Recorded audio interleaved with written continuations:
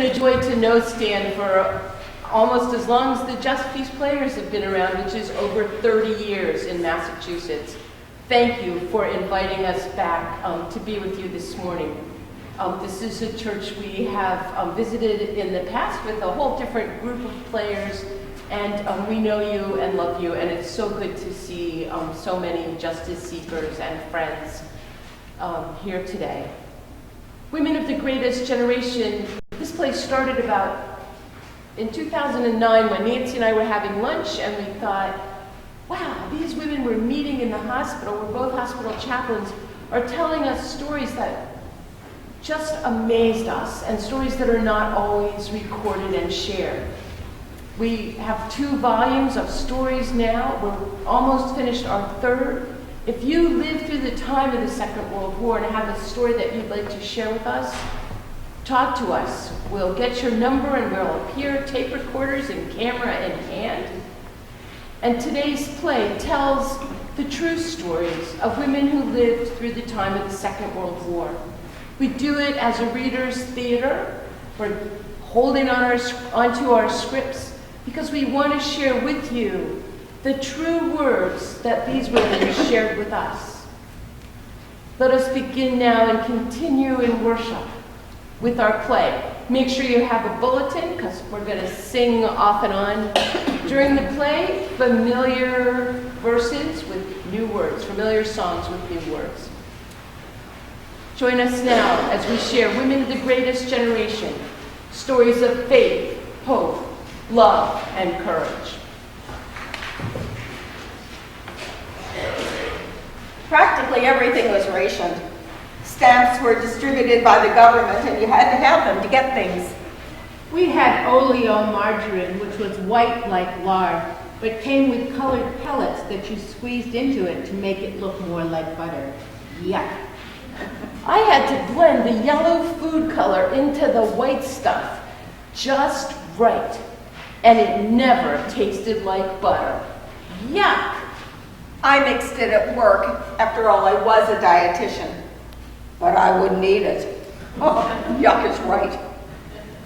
We were so poor we didn't even have oleo. On Friday afternoon, the grocer scraped the bottom of the butter barrel, and I ran home with it for the Sabbath. It had to last all week. Remember blackout curtains and fireside chats? And how about the newsreels about the war and movies with Cary Grant? 10 cents, and you could dare to dream. Amazing memories from amazing women. Let's meet them up close and personal. Our mystery woman. I was a black marketeer during the Second World War. Well, what we did was illegal, but we did it in the church basement. What did you do? Well, if I tell you, you have to promise not to tell my name. I don't even want my daughter to know. She's 77 and she has a heart condition. But I think my granddaughter, or maybe even my great-granddaughter, would appreciate this. She does illegal things, you know. Not drugs, but things with boys. They live together and they aren't even married. So what do you want to tell her? I was a black marketeer. It was illegal and we could have been arrested, but we got away with it. With what? Trading ration coupons. What else? You had to have coupons because the government took everything away for the war effort. I guess they needed to do it, but we had a right to bake cakes for our babies. So you traded coupons with... Pay attention! We traded them in the church hall when the pastor thought we were knitting. Yep, we traded those ration coupons for eggs and milk and meat and gasoline so that I could bake a birthday cake for my children and you could drive someplace that you really needed to go. It was illegal, but we had to do it to survive. and to have a little bit of the good life like we used to have.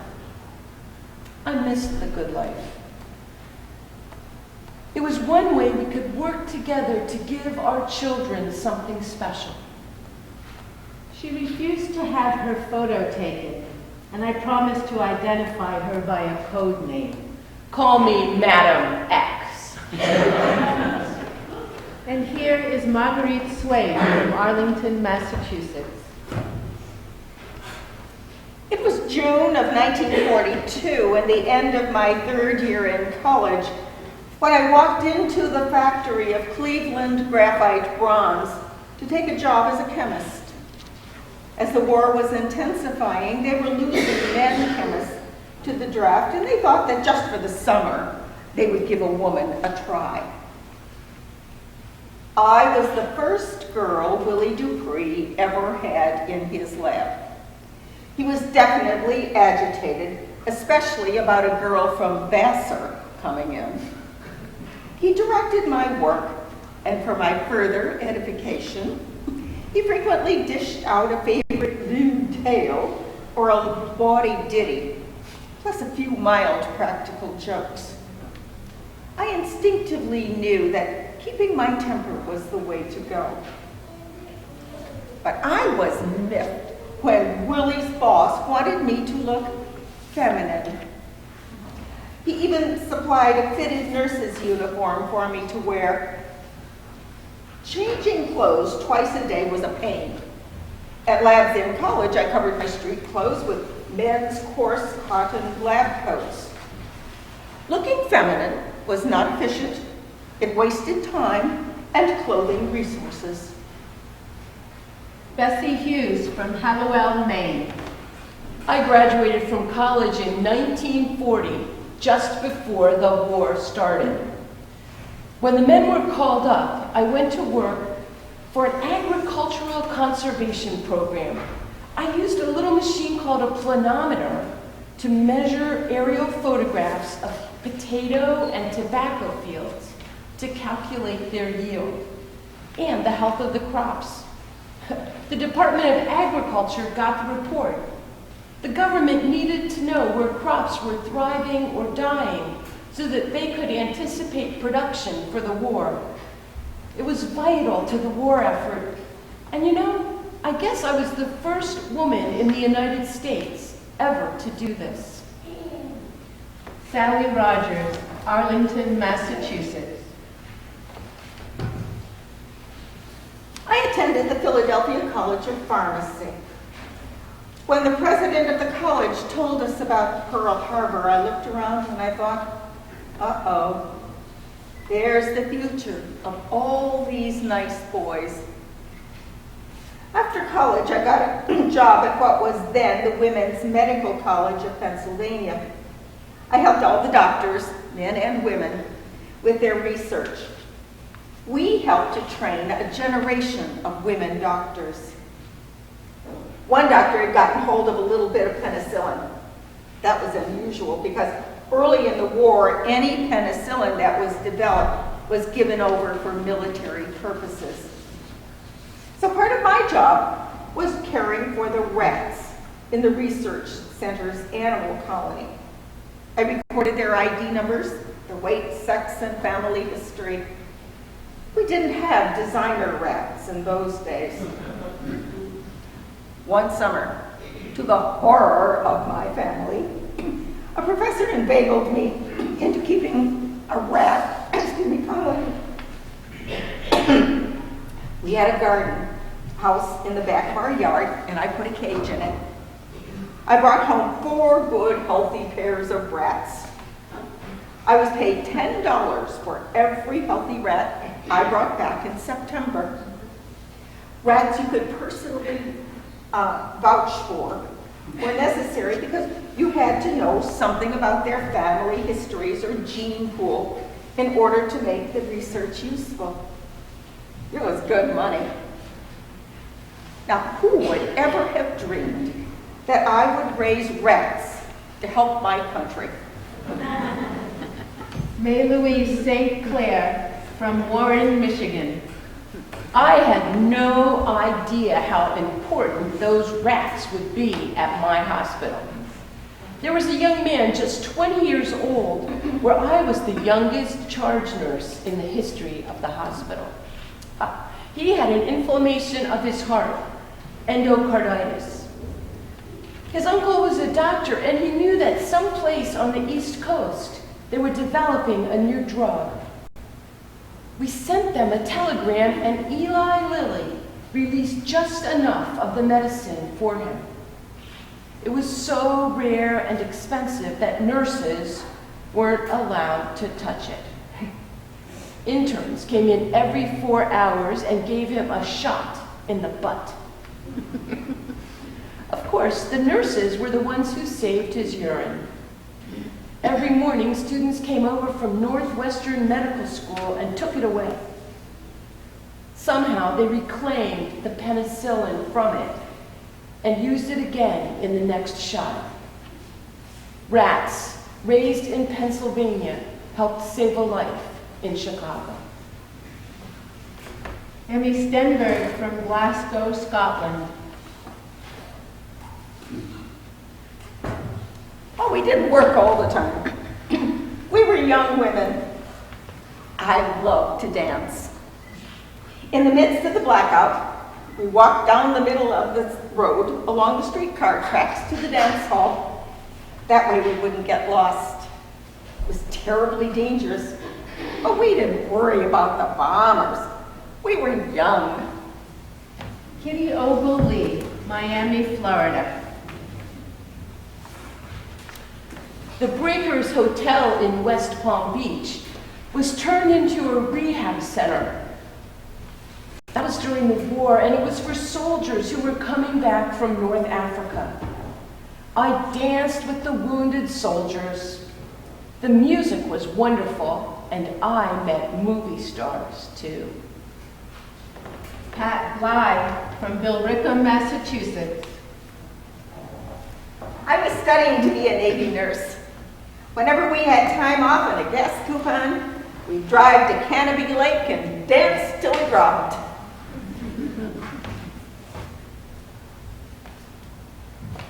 Josephine Black, Boston, Massachusetts. I was a little older, and I realized that our church's chapel on Newbury Street in Boston could be used for dances and dinners. We could invite the soldiers, sailors, and Marines for an evening of good, clean fun and great food. The church elders, all men, didn't want to organize it, so I recruited church women to help. Everyone was welcome as long as they came in uniform. The young men had a good meal and danced their cares away. I even danced with some of them myself. My favorite song was Chattanooga Choo Choo. Jacqueline Fremont Walker, also from Boston. And don't forget Duke Ellington, Count Basie, Benny Goodman, and Gene Krupa. I went to high school in Boston, and have always been interested in music and dance and the arts. My mother saw to it that we went to plays. I saw Paul Robeson do Othello. That voice was like a bass drum. Beautiful. Jose Ferrer played Iago. When I got older, I went to the Boston Conservatory. I took dance and piano lessons, and I worked hard. I'm not afraid of hard work, and I loved music and dance. I'm one of that African-American group that said, "You're not gonna hold me back." I had to get up and go, and I wanted to do, because this is my life. As long as you had the money for your lessons, you could do it. And I worked hard. I wasn't rude, but if there was an opportunity for me, I was there. The dancers like Tally Beatty, Destiny, and the other big name people allowed you to go to their rehearsals, and you could stand in back of their dancers and you could practice with them. And that's how I got into Tally Beatty's dance group. My mother came to some dance rehearsals when I was in New York, and my mom said, "Girl, I don't know how you do it, but God bless you." and I would be on the floor panting, but I loved it. I ended up in the first Negro ensemble company to visit Europe after the war ended. Join us as we sing the first verse of God is Still Speaking. It's a familiar tune with some new words, which you'll find in your bulletin. Please rise in body or spirit as you are comfortable.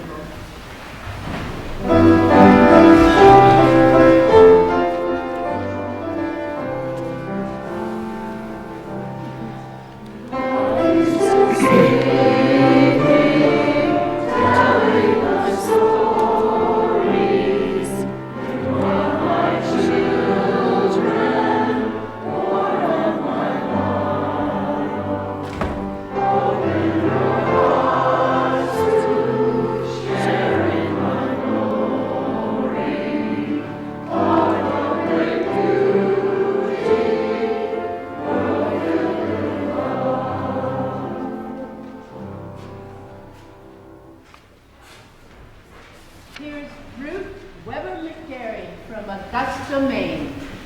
I wasn't dancing in high school. I was an airplane spotter. My best friend and I would man the spotting station several hours at a time after school. We'd ride up a major highway to a little shack on a big hill on our victory bikes. We'd settle in and watch for planes. Some, like the B-24s, we could recognize just by their sound, but we always looked at them to make sure. We just had a pair of binoculars, nothing special. We were trained to recognize all of the airplanes that were flying by their silhouettes.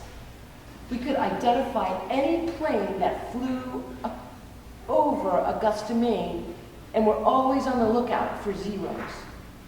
The Corsair was my favorite because it was easy to identify with its dipped wings. Once we saw a plane, we'd call Digby Station near Boston to report it. They kept track of all the planes flying across the country.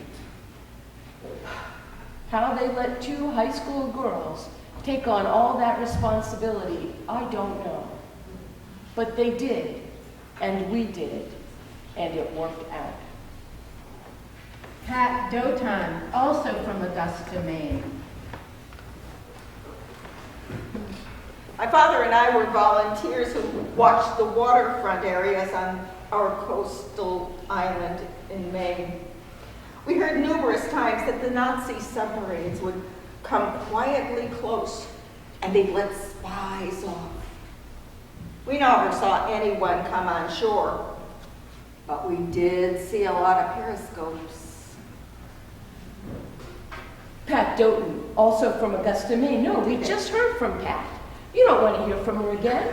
This time you're going to hear from Aunt Jeanette Neiman. I rolled bandages and more bandages and even more bandages. I sent care packages to the troops and took care of my family. Emmy Stenberg, Glasgow, Scotland.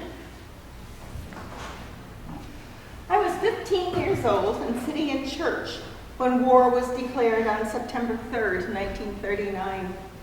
The air raid sirens went off almost immediately. We were afraid. We knew Luftwaffe was coming for the John Brown shipyards. I cried when my older brother's friends went off in the train to be soldiers. Pretty soon, all our soldiers went to France. No one believed the Maginot Line would fall.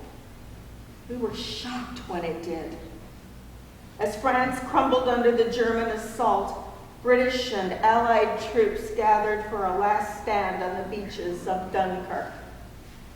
Every kind of boat in Britain went to help to bring our boys home. The news was full of stories of heroism, people in little fishing boats and big yachts who made a difference. It was something people could do to help. I was proud to be from the British Isles. A few weeks later, I found out that my fiancé had been killed at Dunkirk. I was 17. Our wedding day would have been a few months later, in October. Alma Limverde, also from Scotland. I grew up in Glasgow too. My parents emigrated there from Italy in 1920. I turned 13 in November of 1939. That night, gangs of young men came around and broke all the windows in our fish and chips restaurant. I think that's similar to what happened to the Japanese people here, but not quite as bad. The police came later that night and took my father, Amadeo Poli, to prison. He had nothing to do with politics. He just ran the fish and chips restaurant.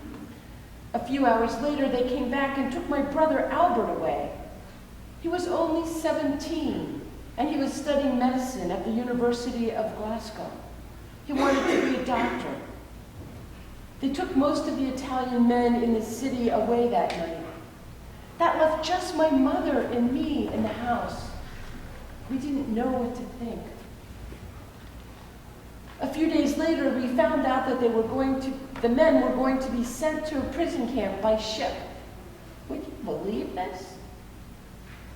One ship was going to Newfoundland, and one ship was going to the Isle of Man. My brother went to get on the ship with my father to go to Newfoundland, and the officer said, Stop. There's no more room on that ship. You can't go. You have to get on the other ship. And my brother said, But I want to be with my father. You can't. You have to go back. he did. What else could he do? It was lucky for him, because my father was on the Arendorf Star. It was torpedoed by the Germans. 850 people drowned. 7 survived. My father was 43 years old when he died. When the heavy bombing raids started, my mother sent me out of the city to my godparents. I didn't want to go, but she sent me anyway. I was there 3 weeks and making myself sick with worry. I could hear the German bombers flying over every night, heading to Glasgow. I told my mother, if you die, I want to die too. I don't want to be left alone. That was the thing. You didn't want to be by yourself. So I went back to the city. One night, a couple of young men came into the fish and chips restaurant and said, There's a parachute coming down with a man on it. they ran to the door to capture him, I guess. Well, it wasn't a man. It was a bomb, and they got killed. Oh yes, things like that happened. In my school pack were my books, my lunch, and a gas mask. You had to have a gas mask with you at all times. It was terrible, but you had no choice. You had to go on. Cooking fats were rationed. We had to close the restaurant 4 days a week. Our business was less than a mile from the docks. When the American ships finally came over, they had lots of fat, grease really, left over from cooking. The sailors came in one night and asked my mother, Would you be interested in buying our fat? and my mother said, Of course, definitely. we were able to get a lot of cheap fat from them, and the fish and chips were delicious. I guess that you could say a Scottish business run by Italians was saved by American fat. Seiki Allen, Tokyo, Japan. I remember the bombing raids too. As the war went on, we had lots of air raids and bombings in Tokyo. We would hear US B-29 super fortresses flying overhead and the sirens would go off. We had quilts to protect ourselves when we ran outside our houses. Lots of people dug holes in their front yards because they didn't have basements. One night, every house on my street burned down. All the children escaped somehow. I remember the men and the young people trying to put the fire out. Everybody tried to help each other. My father took me home to Kobe after that. It was getting too bad in Tokyo. My cousin's father's apartment wasn't burned down, so we went there. Everything all over town was wet and covered with dead bodies. My cousin's husband was Chinese. He had been burned out in Yokohama. Tokyo burned. Yokohama burned. Osaka and Kobe burned. All the big cities, they put the bombs down. B-29s, that's what they came in. Everything was severely rationed. My sister-in-law sold her family's antique kimonos on the black market for food. Everyone was hungry. If you had an essential job, you could eat at the plant. That's what I did, and it helped a lot. My father got thinner and thinner. Ellie Kell, Framingham, Massachusetts. When Pearl Harbor was bombed, I had just entered first grade. We lived down the street from the Blockson's pig farm. Before the war, they had the best blueberry patch around. The farm became the South Weymouth Naval Air Station. No trespassing signs were everywhere. They had a fence with gates, but one of the gates had a hole in it. We used to sneak in and pick blueberries. One day, the MPs caught us, confiscated our berries, and drove us home to our parents in a Jeep. They told them that we were not supposed to be on the base. We didn't get in a lot of trouble. The worst thing was the MPs kept the blueberries. My friends and I used to sit on the porch steps and wave to the sailors as they walked by going to the movies.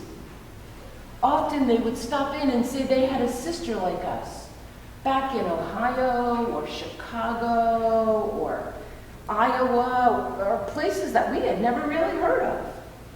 It was kind of neat. I felt important that they wanted to talk to us. I thought they were old. But they couldn't have been more than in their 20s. And they were flying planes and blimps. It wasn't always fun, though. I was afraid to go to the beach because I thought the German subs might land and they would kidnap us. Rosemarie Sauerman, from Munich, Germany.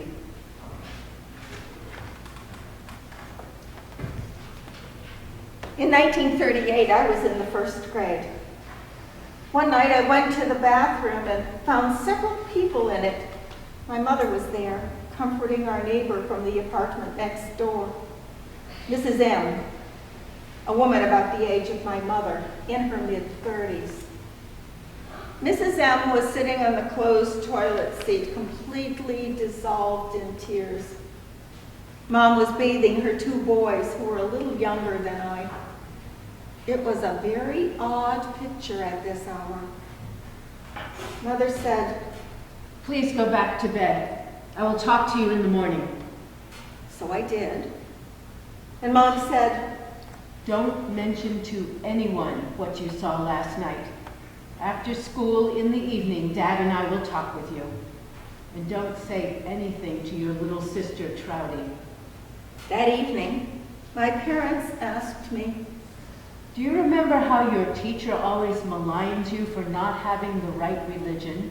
and makes it difficult for you when you make a spelling mistake? She tells the class that Rosemarie made this mistake because she's Protestant and doesn't have the right religion. That was obvious to me. I told them I hated it. My parents explained, Our neighbors are in the same boat as you are in school. They have a different faith. They are Jewish, and most of us are Christians, as you know. Our government turns off their electricity and water and watches them constantly. The little boys can't get a bath in their own apartment because there's no hot water, and Mrs. M needs someone to talk to. So from time to time, she brings the boys over here. You have to promise us that you will not speak with anyone about this.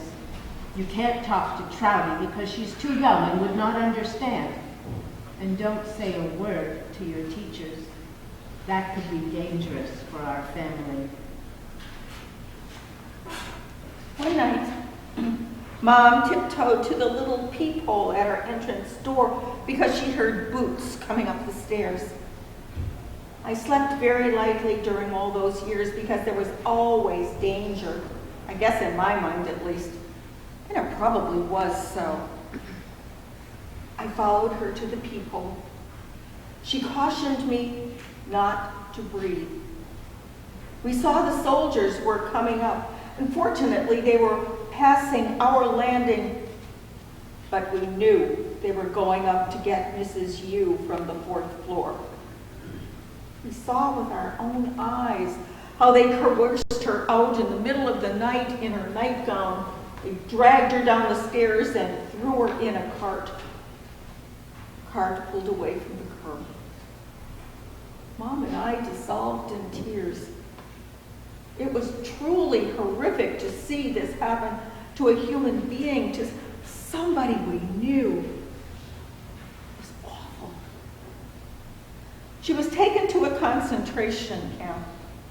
Mom heard that shortly before she was to be killed, she died of pneumonia. Mom was grateful for that. The next door neighbor who had the 2 little boys told my parents, We will never be home during the day, so don't be concerned. It's not safe. I know now that there were underground networks of Jewish people. Mrs. M also told Mom, Don't necessarily think the worst has happened in case we're not coming home one day.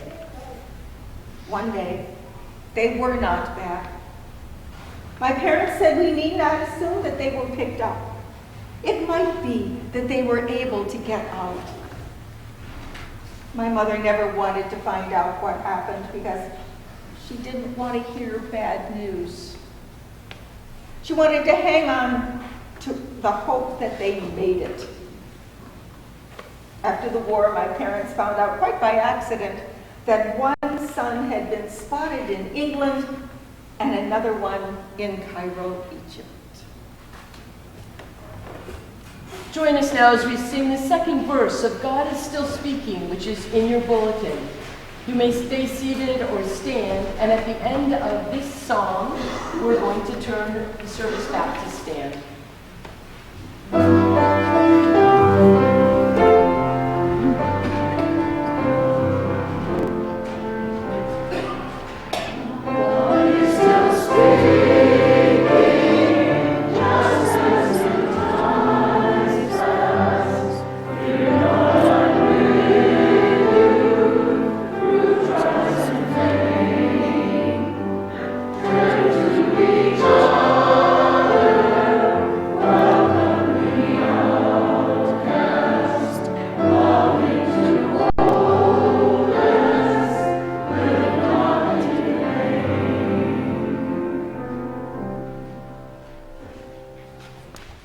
Thank you. From Detroit, Michigan.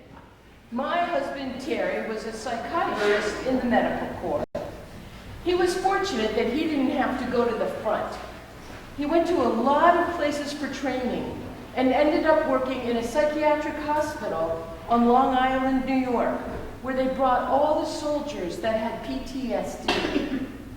I traveled with him wherever he was stationed. You have no idea what it was like to be a young black woman getting off the train and trying to find a cab to take me to his base. I always knew where I had to go, but nobody wanted to take me. A lot of the time I was the only black person who got off the train. It was a little frightening because I didn't know how people were going to feel or respond to me or what they would do. In one city, a cab driver was very nice. He told me that he would take everybody else first and he would come back and get me. At first, when black soldiers were conscripted, a lot of them didn't want to go. But when they went overseas and saw how bad things were and how much they could help by going, they were more willing to go. Whites had begun to accept blacks into the war effort because they needed all kinds of workers. At the start of the war, they relegated black soldiers to certain jobs, and they wouldn't even let them carry rifles. As things went on, it became clear that there were good people who wanted to get the best workers for the jobs and couldn't get them because workers were being segregated. People who looked could see what was going on. It really helped the racist thing when a focus came on it like this. White people finally admitted they needed people who could do things to get the war over. That was more important than what color you were. Alice Malumian, Watertown, Massachusetts. After Pearl Harbor, I wanted to enlist and travel. And I was so short that I couldn't be in the Army or the Navy. But I was a great typist. So I joined the Marines. We went to New York City for training.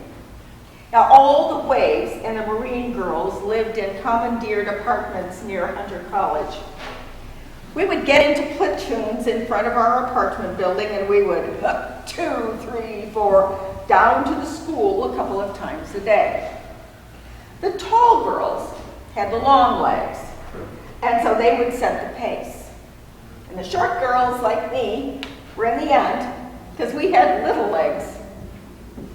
Wherever we were marching across the street, the short girls had to run in front, stand in the middle of the intersection, stop the cars, and watch the platoon march by.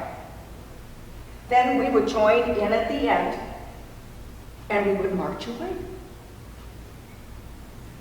One day, I heard that my family from Watertown, Massachusetts, was visiting my cousins in the Bronx. They called, and I told them I wanted to sneak away to see them. Bring the car, and I'll tell you what to do. When it was time to march across the street for dinner, the platoon leader said, "Forward, march." I was the last as usual, and when they went marching forward, I marched backward. I saw my father's car and said, "Don't stop. Keep going slowly." "Okay, open the door." And I jumped in. Well, the payoff was that these cousins were communists. There was this gigantic picture of Stalin in their living room. If I had ever been caught in that house, that would have been the end of my being a Marine. Well, we had a great time, and I ran into the barracks just before curfew. I went on to be a typist at the Marine Corps headquarters in Washington, D.C. Peg Walensky from Framingham, Massachusetts. I trained in the U.S. to be a nurse, trained as an army nurse in Scotland and England, and was sent to Liege, Belgium, with the 56th Army Hospital after D-Day. Winter came and the fighting intensified. We didn't know what was happening, but we had to keep field kits ready with a change of underwear and 3 packages of K-rations slung over our shoulders at all times. If we had to move out in a hurry, that was all we could take with us. Suddenly, we were called to the battlefield. That was the start of the Battle of the Bulge. We worked at least 12 hours a day. The tents were set up in rows with big red crosses on them. The hospital was a complete unit, including an operating room. It was like a MASH unit, only much, much bigger. The wounded soldiers came from the front after they went to a first aid station there. If they needed surgery, we would do it. After a few days, they were sent back to the front. Sometimes, not very often, but sometimes they were shipped out to other hospitals. It was very cold, and a lot of the boys died from frostbite. On Christmas Eve, 2 enemy planes made a fast run over our tents, raining down their deadly missiles. They were German renegades that disregarded the Christmas Eve truce and all the rules of the game. They used the big red crosses as targets. 2 corpsmen were killed as they carried coals up to fill the pot-bellied stoves in the war tents. It made for a sad Christmas. Only the camaraderie of the nurses and my long-standing faith helped me get through. Celestine Hollings, Detroit, Michigan.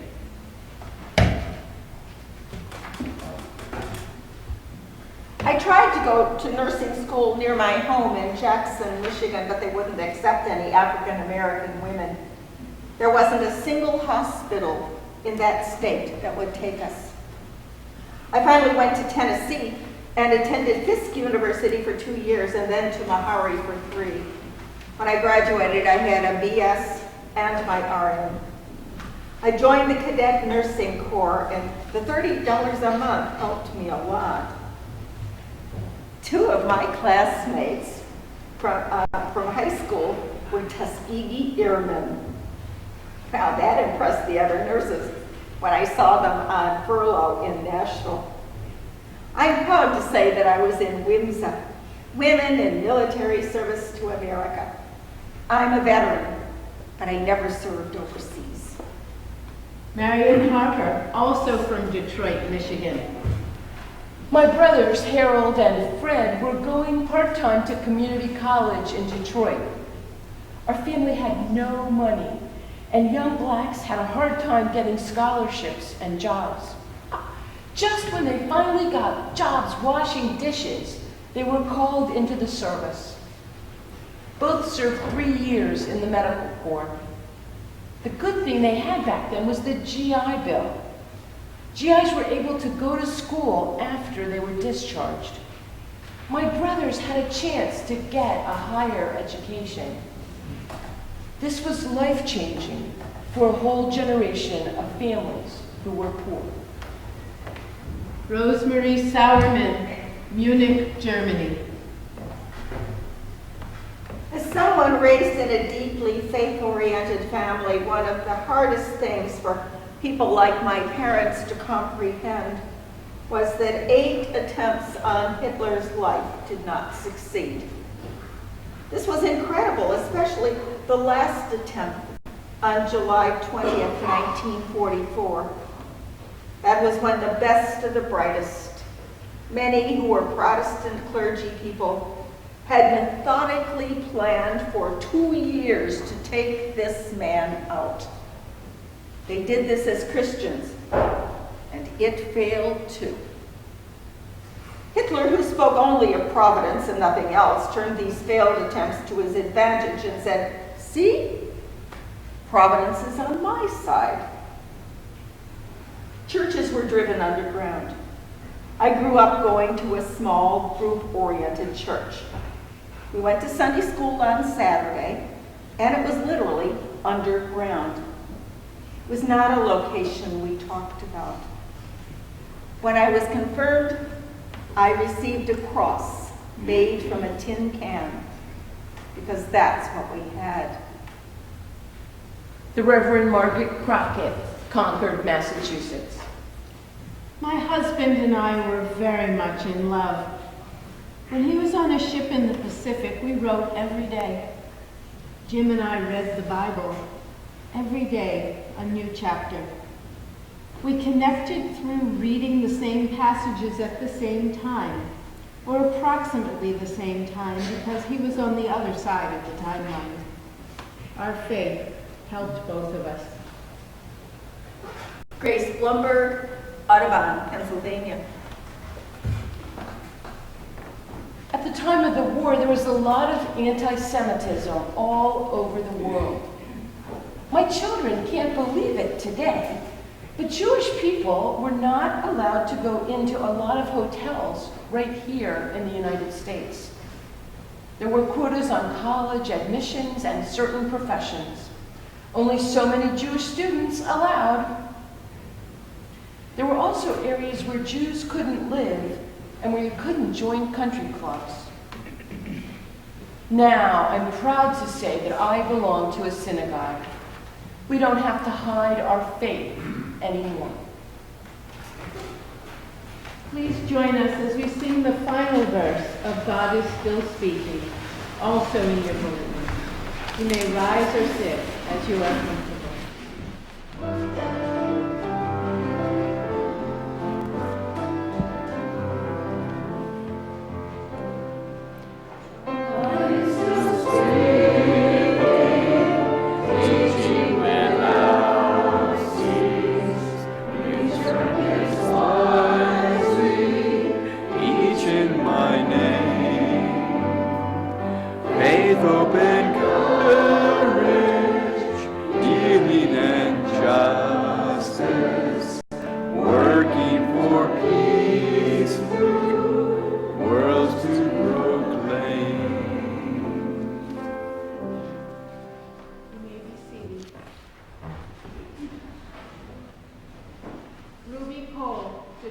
Michigan.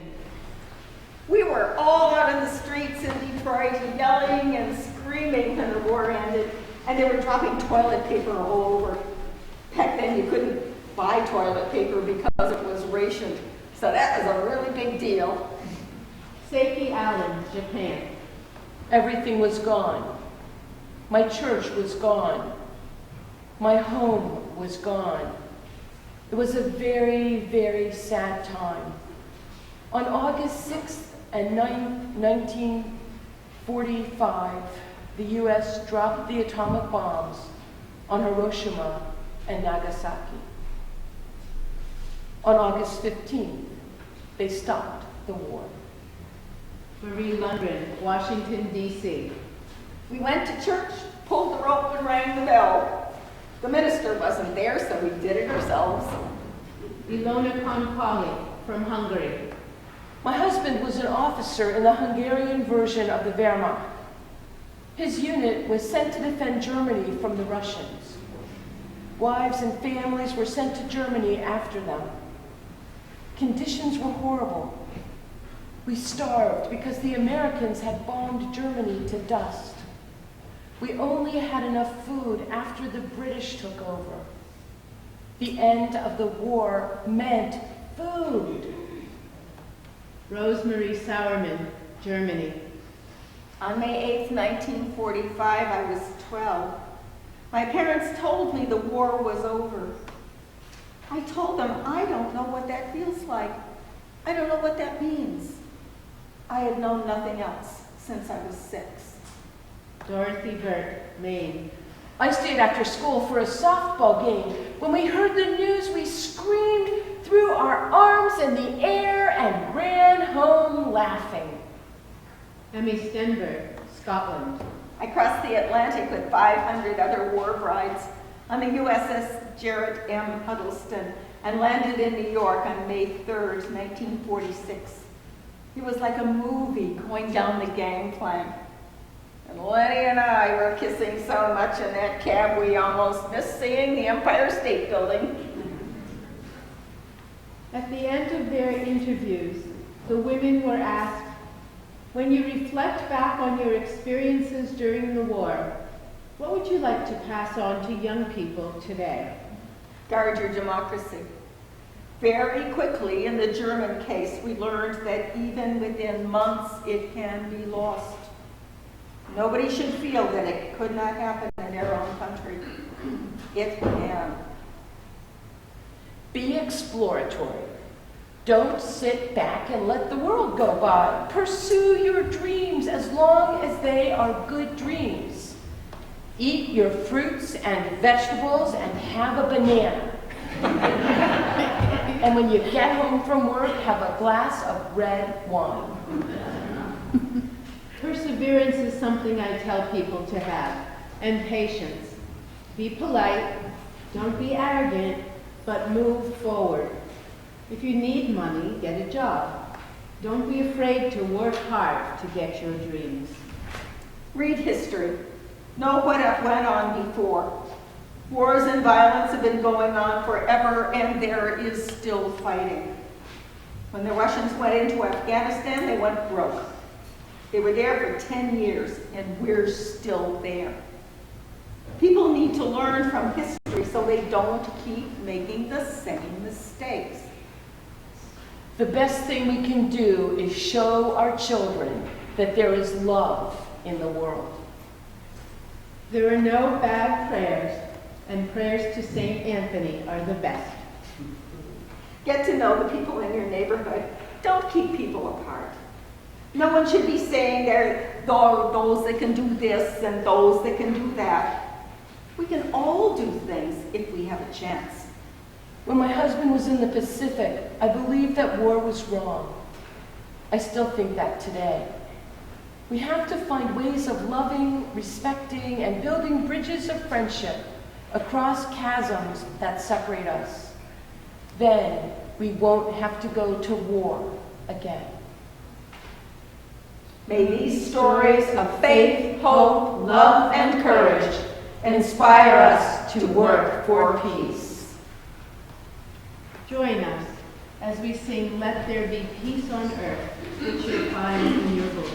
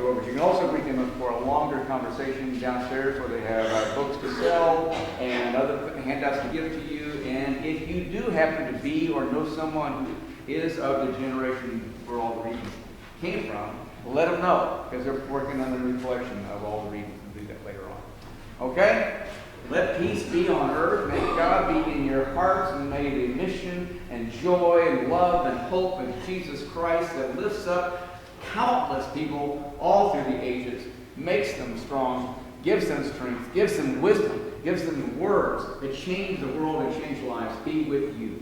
Amen.